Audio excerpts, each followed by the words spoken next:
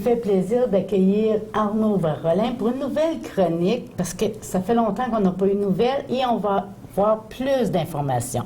Bonjour Arnaud. Bien, bonjour, ça me fait plaisir d'être là. Là, tu es ici en tant que préfet de la MRCT. Oui. Ça veut dire la MRC de Témiscamingue. Oui. Là, les gens veulent connaître vraiment c'est quoi, à quoi ça sert. Et ils ont oublié, hein, la mémoire est courte parfois chez les gens.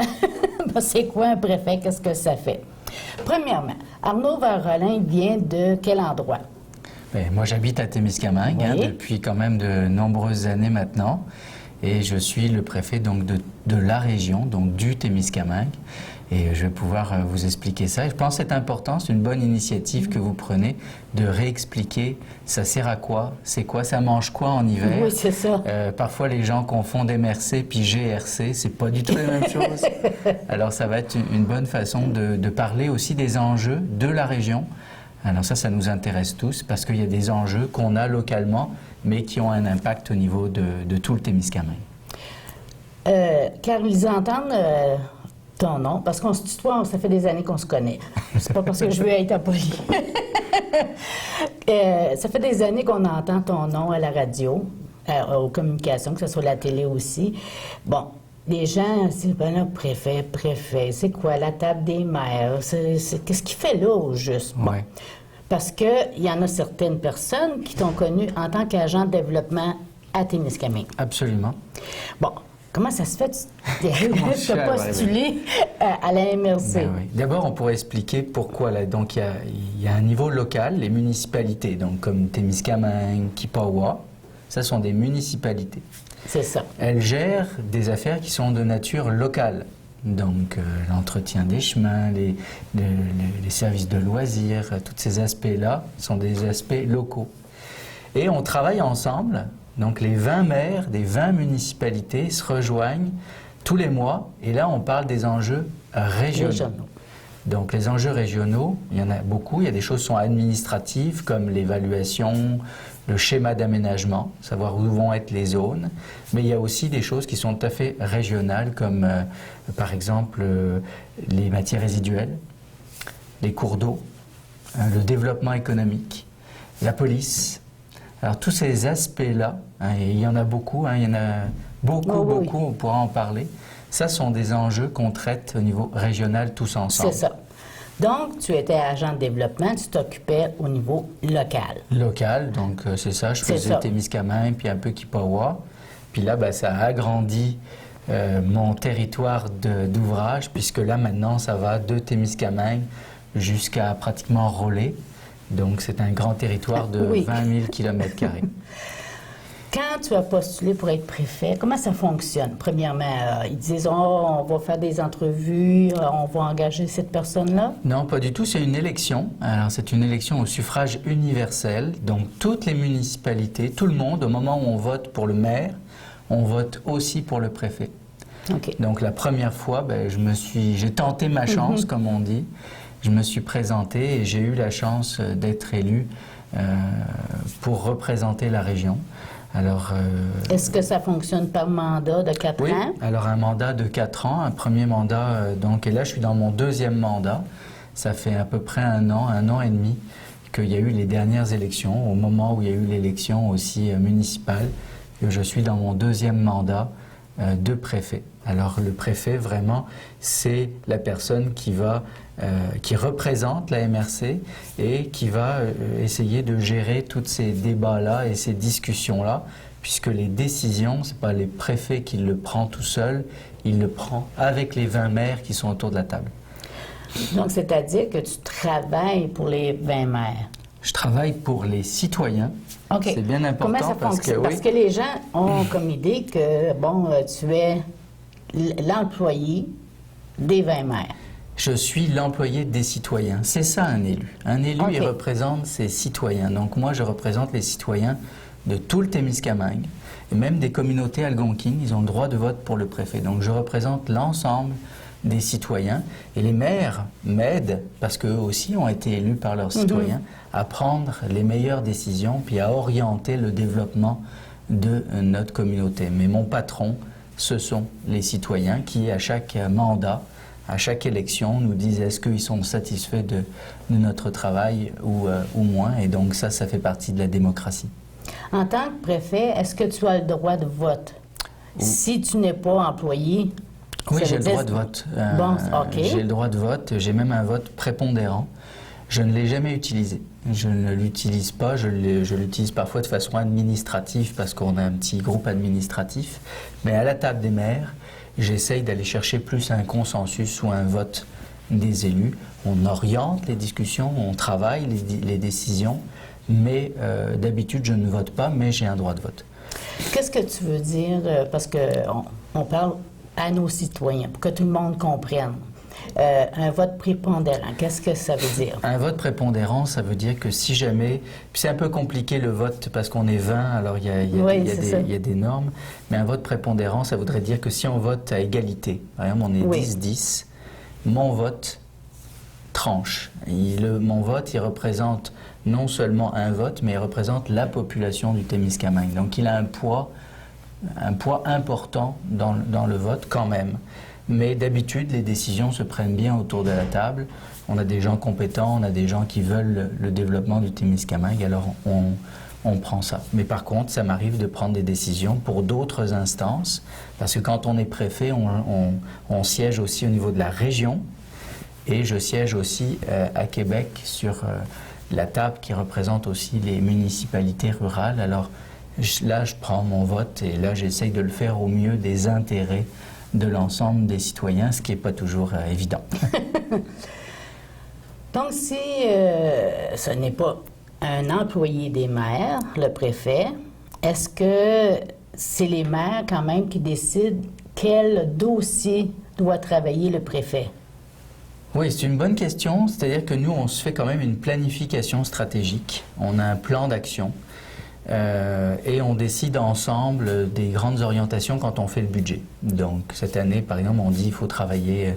On travaille sur l'acceptabilité sociale, par exemple. On va travailler sur les projets de mini-centrales. On va travailler sur la gestion des déchets. On le définit ensemble, on vote des budgets et après, il faut que je le travaille pour ramener ces dossiers-là. Mais on fait tout un cheminement pour les apporter. On a des commissions, on a des comités et on a la table des maires tous les mois qui, elle, prend les décisions les plus importantes. En représentant les citoyens, la MRC, donc c'est toi qui travailles pour les citoyens, mais est-ce que les gens peuvent aller à la MRC pour s'informer des choses quand même? Absolument. On a quand même plusieurs employés, hein, il y a plusieurs domaines qu'on touche. Alors les gens, d'ailleurs, il y en a beaucoup qui le font, soit vont sur le site internet de la MRC, on a beaucoup d'informations sur ce site-là, donc mrctémiscamingue.qc.ca. Il y a beaucoup de gens qui y vont, il y a beaucoup d'informations. On a aussi une section anglaise, mais qu'on est en train de développer de plus en plus. Mais ils peuvent appeler à la MRC, alors 819-629-2829. Et là, il y a différents services. Donc souvent, les services qui sont utilisés ici sont les services d'évaluation. Les services pour avoir de l'information sur des camps de chasse, la villégiature, des terrains. Parce que, en tant que préfet, je suis aussi le maire des territoires non organisés. Donc, tout le Témiscamingue, 80% du Témiscamingue où il n'y a pas de municipalité, c'est géré par la MRC. Donc, tout ce qui est, on va dire, de Témiscamingue vers Rapide-des-Joachins, c'est sous notre responsabilité aussi. Donc, avec les ZEC, avec ce travail-là se fait. Donc, il y a beaucoup de services qu'on donne aux citoyens. Et puis, on travaille aussi, on a un ingénieur forestier, donc on travaille des dossiers forestiers, on travaille des dossiers agricoles, on travaille des dossiers de développement économique. Alors, il y a beaucoup de relations.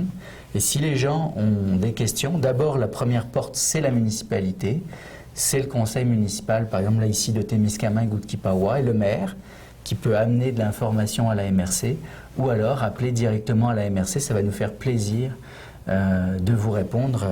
Il y a un des personnes de Témiscamingue que j'ai vu dernièrement, M. Pigeon, est venu nous voir, avait des questions. On a travaillé avec lui le dossier, puis on va l'aider à avancer. Donc, c'est des choses qu'on fait régulièrement. Puis vous le savez, j'habite à Témiscamingue, alors vous n'avez pas besoin de vous déplacer. Il suffit d'appeler ici à la ville et je viendrai vous rencontrer ici au bureau municipal de la ville de Témiscamingue. Tu parles des territoires non organisés. Bon, il y a les 20 municipalités. Les territoires, est-ce qu'il y a quelque chose que vous ne touchez pas? Un endroit, est-ce qu'il y a une exception? Ben, les communautés algonquines, on ne les touche pas. On travaille avec eux, on a des projets ensemble, mais c'est vraiment d'une compétence là, qui est fédérale. Donc là, le lien est moins direct, mais on peut travailler ensemble sur des projets. Déjà, on a beaucoup de terrains de jeu, je dirais. Le TNO, c'est quelque chose qu'on va s'occuper de plus en plus dans les prochaines années, d'essayer de le mettre en valeur parce que c'est quelque chose qui a beaucoup de potentiel ici, particulièrement dans le sud du Témiscamingue. Si on regardait de plus près l'organigramme de la MRC comme telle, on a le préfet. Oui. Nous voyons le préfet. Mais Oui. on entend souvent parler aussi de Tommy Boucher. Oui. Qui est-ce? Alors, on a différents employés. On a une directrice générale d'abord qui s'appelle Lynn Gironne, OK. qui est vraiment la porte d'entrée. Ensuite, on a Tommy Boucher. Tommy Boucher, on entend beaucoup parler parce qu'il est responsable des communications à la MRC. Donc, c'est ça pour arrive ça. que dans les médias, Tommy parle souvent dans les médias, envoie des communiqués de presse, on entend plus parler, mais il est aussi responsable de tout ce qui est développement, agent de développement. Alors, il est souvent sur le terrain. Il travaille aussi sur le comité du lac Ipawa. Alors, dans la région, il est un peu plus présent. Tommy aussi est parfaitement bilingue. Alors, s'il y a des gens qui ont besoin de services en anglais, on a des gens qui peuvent répondre à ce point de vue-là. Après ça, on a des directeurs de services et on a des employés. Au total, on a une trentaine d'employés, mais on a beaucoup d'employés qui sont dédiés à la gestion des matières résiduelles. Donc, les chauffeurs de camions, de loaders, tout le camionnage, toute la gestion, c'est quand même beaucoup d'employés. C'est un gros dossier qu'on gère pour l'ensemble du territoire et pour les communautés algonquines aussi. Donc, il y a plusieurs employés là. Le site est à Fabre, mais vous voyez des camions passer de MRC à tous les jours. Alors ça, c'est quelque chose qui a beaucoup d'employés. Les autres, on est quand même une équipe assez réduite. L'autre gros morceau, c'est l'évaluation. Les municipalités ne font pas l'évaluation par elles-mêmes, c'est la MRC qui fait l'évaluation de vos maisons pour l'ensemble du territoire. Donc, c'est comme une délégation que donne la municipalité. Donc, quand il y a un problème de valeur de maison, on pense que notre maison est évaluée trop haut ou trop bas, ce qui arrive aussi, eh bien, il faut appeler à la MRC. Et c'est à ce moment-là, avec la MRC, qu'on va pouvoir vous expliquer, vous informer, vous faire des comparatifs, vous donner de l'information sur des terrains similaires, des voisins, pour travailler cette évaluation. On travaille aussi l'évaluation commerciale aussi à la MRC. Donc, c'est une fausse idée de penser que, bon, les maires peuvent dire à la MRC, vous travaillez plus ces dossiers-là, etc. Vous êtes vraiment une entité. Ben, on est une entité, hein, comme une municipalité. D'ailleurs, ça le dit, municipalité régionale de comté. On est une municipalité au sens de la loi, mais on travaille des dossiers qui dépassent seulement la municipalité, qui touchent plein de gens. On gère aussi les cours d'eau. Alors, c'est quelque chose, quand il y a un blocage, un barrage de castor sur un cours d'eau, c'est aussi de la responsabilité. Donc, vous voyez, c'est très vaste. De l'environnement à l'économique, de l'évaluation aux affaires politiques, hein, puisqu'on est un palier reconnu par le gouvernement. Donc, je travaille beaucoup avec notre député et avec les ministres. On fait les relations. On a travaillé beaucoup pour Tembec ces dernières années, là, on le sait, pour essayer de développer, d'améliorer, de rendre la forêt plus compétitive. Alors ça, ce sont des responsabilités aussi de la MRC, mais qu'on partage avec les élus. Et l'agroalimentaire, bien Et sûr. l'agroalimentaire, hein, c'est quelque chose qu'on a travaillé très fort cette année, un plan de développement de l'agroalimentaire. Là-dedans, il y a les érablières, il y a les bleuetières, il y a les champignons forestiers. On est en train de mettre en place une stratégie pour faire de la diversification économique dans ces domaines-là. C'est grand, le Témiscamingue. C'est très grand, c'est très grand, mais c'est tellement riche de potentiel que le travail est très intéressant. Et il ne faut pas que les gens hésitent à s'intéresser à ces choses-là, à poser des questions. Tous les commentaires sont bons à prendre et vont nous aider à améliorer la gestion du territoire. Arnaud, on a fait un survol, qu'est-ce que c'est? Mais dans les prochaines chroniques, tu vas pouvoir nous détailler vraiment les dossiers, peut-être en particulier. Qu'est-ce que la MRC prend comme décision ou pas? On va pouvoir démystifier ça devant les gens. Ben oui, absolument. Puis si les gens ont des questions, ben, qu'ils n'hésitent pas. Ça va nous permettre d'y répondre ici avec cette chronique-là, hein, de se rapprocher des citoyens et de démystifier, comme vous le faites, une MRC. C'est pas la SGRC. Ne vous inquiétez pas quand on vient avec une voiture là, pour l'évaluation. Ne vous cachez pas sous le tapis, il n'y a pas de danger. Merci Arnaud. C'est moi qui vous remercie.